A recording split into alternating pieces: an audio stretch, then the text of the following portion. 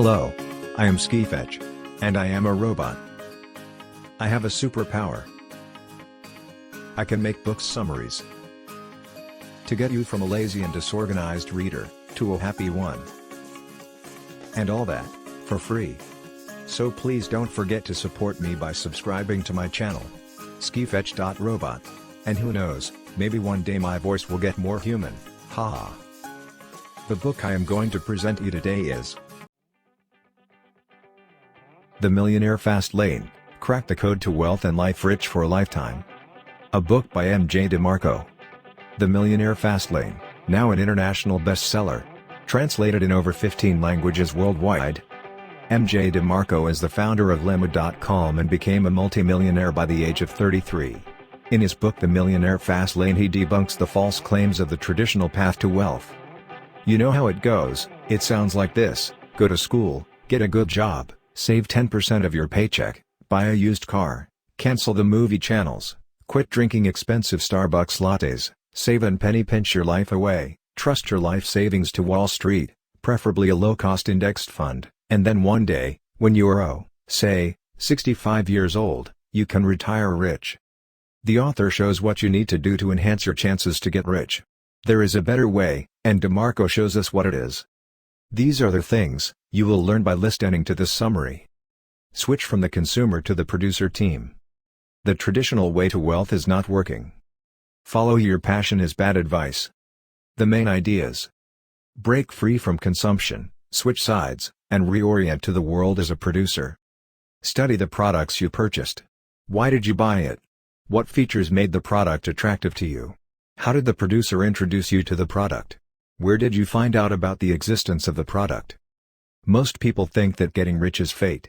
If you too believe this, you lessen your chances of getting rich yourself. You are responsible for shaping your future.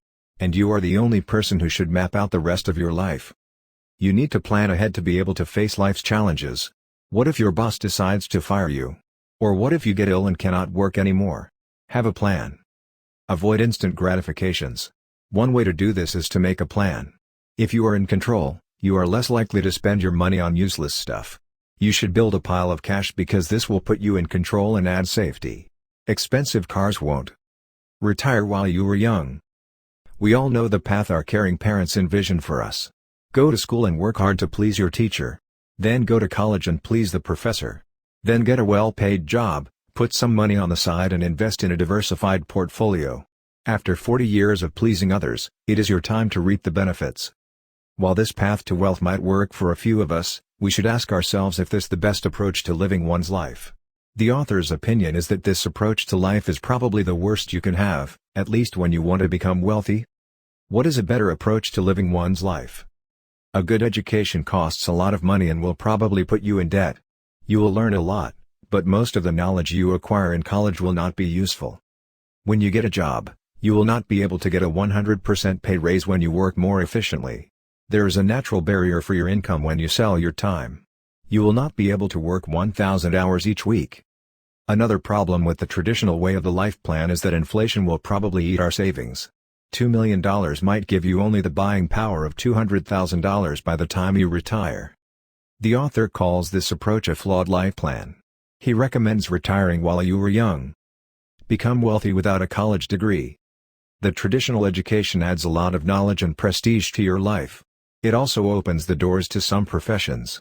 For example, you will not be able to become a surgeon without a degree in medicine. But getting a degree is not the best way to make you wealthy. If you attend a college, it will set you back more or less $60,000, without even taking a student loan into account. Employees with a college degree earn on average $54,000 per year. Bill Gates and Michael Dell are great examples that it is possible to get wealthy without having a degree. The above notes leave us with the question, what is wealth anyway? What is wealth? Many people make the mistake that they confuse money with wealth. But what is wealth? It is easier to become wealthy if you understand what it means to you. For the author, wealth is a mixture of health, relevant relationships, and freedom. Think about it. Would you consider a person who is in bad shape, lonely and rolling in money a wealthy person? Having money will not help you in finding good relationships, nor will it help you to get fit. You can utilize money to gain more freedom because you do not have to sell your time anymore. If you have money, you own your time. And owning your time will allow you to exercise and go to parties to find a life partner. So, money is a means to an end. If you have enough of it, you will have location independence and are free to use your time to your heart's content. How do you become wealthy? Now that we defined more clearly what wealth is, how can we get on easy street? We need to understand that becoming affluent is not a single point in time. Becoming prosperous is a process which takes years of hard work and careful planning.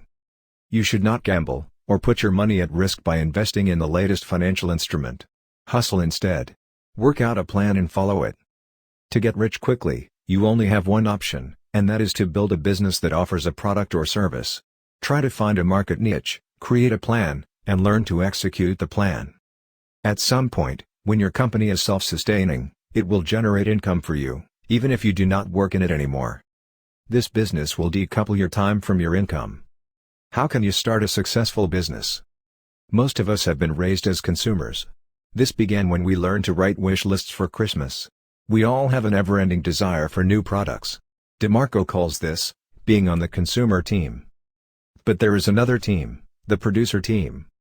To get on the road to riches, we need to change the team. We want to be part of the producer team. Being in the creator group will free us from thinking like a consumer. If you are a member of the producer team, you will start to think like a producer.